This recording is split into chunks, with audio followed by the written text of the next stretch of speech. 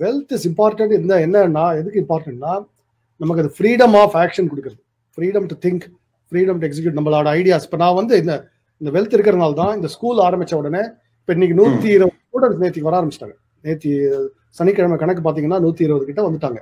அது 3லேருந்து ஆரம்பிச்சேன்னா 120 இருக்காங்க. இது வந்து பணம் இருக்கிறனால தான் இது கிடுகிடுன்னு அந்த மாதிரி க்ரோ பண்ண முடிஞ்சது. உடனே டீச்சர் ஹையர் பண்றோம், ட்ரெயின் பண்றோம். பணத்தை பத்தி கவலைப்படல, நம்ம பாட்டுக்கு செக் எழுதிட்டே இருக்கும். அதுக்கு பணம் யூஸ்ஃபுல்லா இருக்குங்க. கண்டிப்பா பணத்துக்கு யூஸ் இருக்கு. ஆனா அதுல என்ன சொல்லுவேன், நம்ம எனக்கு வந்து மந்த்லி எனக்கு பட்ஜெட்டே எனக்கு 25 லட்சம் ரூபாய் இருந்தாதான் நான் உயிரோட இருக்க முடியும் அப்படின்னு நான் அந்த மாதிரி ஒரு சிச்சுவேஷனை கிரியேட் பண்ணிக்கிட்டேன்னு வச்சுங்க. அப்ப நான் பணத்துக்கு நான் அடிமை ஆயிடுறேன். பணம் வந்து எனக்கு சேவ் பண்ணாம பணத்தை நான் சேவ் பண்ணி ஆரம்பிச்சிடுறேன். அதுதான் பிரச்சனை. பணம் எனக்கு அடிமையா, அதான் முக்கியம். ஓகே. சோ நான் ஒரு மினிமலிஸ்டிக் லைஃபை லீட் பண்றப்ப எனக்கு பிரஷர் கிடையாதுங்கறீங்க? கிடையாது. அது கிடையாது. அப்ப பணத்தை பத்தி நான் எப்படி யோசிக்கிறேன்னா, யாருக்கு என்ன பண்ண முடியும், இந்த ப்ராப்ளத்தை நம்மளால சால்வ் பண்ண முடியுமா அப்படி யோசிக்கிறேன். அதாவது எனக்கு தேவையில்லை, எனக்கு வந்து இன்னைக்கு லேட்டஸ்ட் கேட்ஜெட் தான் கையில இருக்கணும், லேட்டஸ்ட் இதுதான் கார் தான் ஓட்டணும், அந்த மாதிரி எனக்கு இன்னும் இது இல்லை, இன்ட்ரெஸ்ட் இல்லை. அப்போ இந்த ஸ்கூல்ல இவ்வளவு செலவழிச்சா என்ன பண்ண முடியும், இந்த கிட்ஸுக்கு என்ன செய்ய முடியும் அப்படின்னு யோசிக்கிறதுனால அந்த பணத்துக்கு அந்த மாதிரி போறது. ஒரு ரிசோர்ஸ்ங்கிறது டேலண்ட்டுக்கு பக்கத்தில் இருக்கணும்னு நினைக்கிறீங்களா? ஏன்னா ஒரு மைக்ரேஷன்ங்கிறது ஒரு பெரிய வார்த்தை. ஒரு மனிதன் பொருள் தேடி, பணம் தேடி, அறிவை தேடி, எதை தேடியும் நகர்ந்து செல்லுதல் அப்படிங்கிறது தான் இந்த உலகத்தின் பெரும் வேலை. இப்போ அந்த நகர்தலை குறைப்பதன் வழியாக அங்கங்கு திறமையான சமூகங்களை உருவாக்க முடியும்னு நினைக்கிறீங்களா? கண்டிப்பா உருவாக்க முடியும். அதுவும் நம்ம இந்தியாவோட நம்மளோட சிச்சுவேஷனை உருவாக்க முடியும். ஏன்னா ஒரே ஒரு மாவட்டம் இந்தியாவில் ஒரு டிஸ்ட்ரிக்ட் எடுத்துக்கிட்டீங்கன்னா இன்னைக்கு வந்து அதுல வந்து ஒரு 20 லட்சம் பேர் இருப்பாங்க. 15லேருந்து 20 லட்சம் பேராவது இருப்பாங்க. நம்மள்கிட்ட ஒரு 600 டிஸ்ட்ரிக்ட் இருக்கு, 650. அதனால ஒரு 20 லட்சம் 25 லட்சம் பேர் நம்மள்கிட்ட அந்த டிஸ்ட்ரிக்ட்ல இருப்பாங்க. நீங்க அதோட கம்பேர் பண்ணீங்கன்னா ஒரு டிஸ்ட்ரிக்ட் மட்டுமே எடுத்து பாத்தீங்கன்னா ஒரு பின்லாந்து அளவுக்கு கிட்டத்தட்ட ஒரு சுவிட்சர்லாந்துல ஒரு பாதி பாப்புலேஷன் இருக்கு. 2 டிஸ்ட்ரிக்ட் எடுத்துக்கிட்டீங்கன்னா ஒரு சுவிட்சர்லாந்து பாப்புலேஷன் இருக்கு.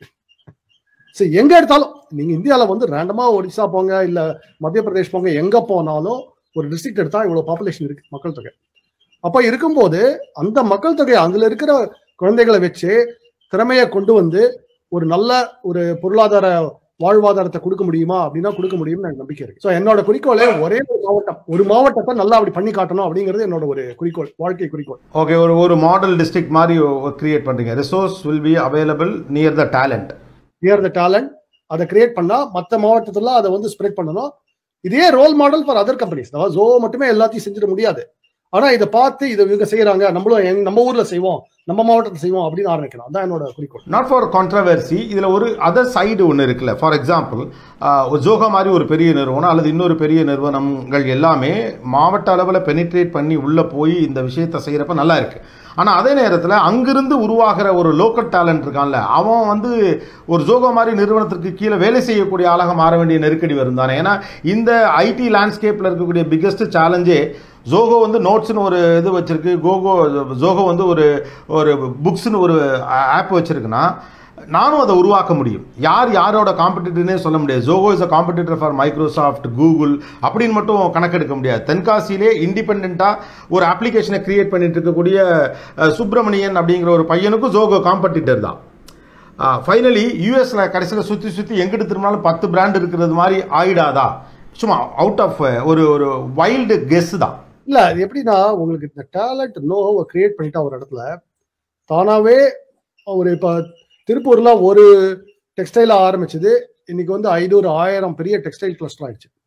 சென்னையில பாத்தீங்கன்னா ஜோ ஆரம்பிச்சது நம்ம 20 வருஷம் முன்னாடி ஒரு கம்பெனி தான் அந்த மாதிரி சாஃப்ட்வேர் ப்ராடக்டா இருந்தோம். அப்போ கிட்டத்தட்ட இன்னைக்கு 70 கம்பெனி அதுல இருந்து, அதெல்லாம் ஜோல இருந்து அப்படியே பிரிஞ்சு குட்டி குட்டியா போட்டு அது மாதிரி அப்படிதான் ஆகும்.